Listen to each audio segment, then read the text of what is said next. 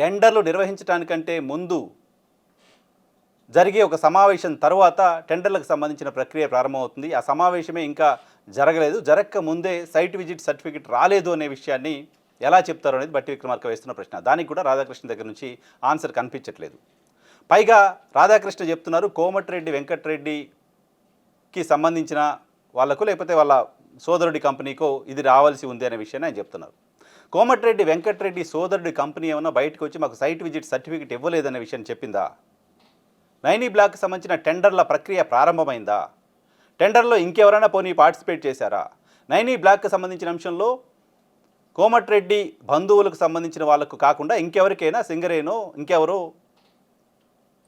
Site visit certificate ఇచ్చారా? ఇస్తే ఆ సైట్ విజిట్ సర్టిఫికేట్కి సంబంధించిన సమాచారం ఏమైనా మీ దగ్గర ఉందా? ఏమీ లేకుండా సైట్ విజిట్ సర్టిఫికేట్ ఇవ్వకుండా టెండర్లు కొట్టేసే ప్రయత్నం చేశారని ఎట్లా రాస్తారు? ఏ ఆధారంతో రాస్తారు?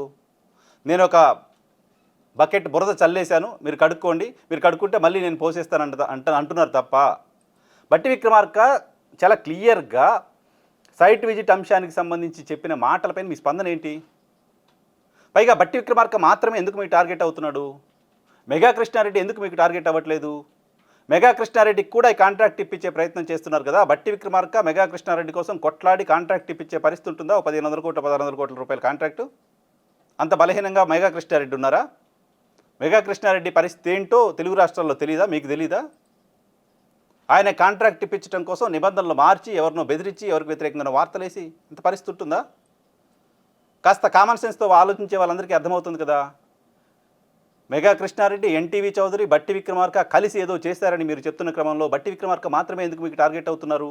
మెగా కృష్ణారెడ్డికి సంబంధించి ఒక్క మాట కూడా నెగిటివ్గా రాసే ప్రయత్నం మీరు ఎందుకు చేయట్లేదు? రాష్ట్ర ప్రజలకు అర్థం కావట్లేదా?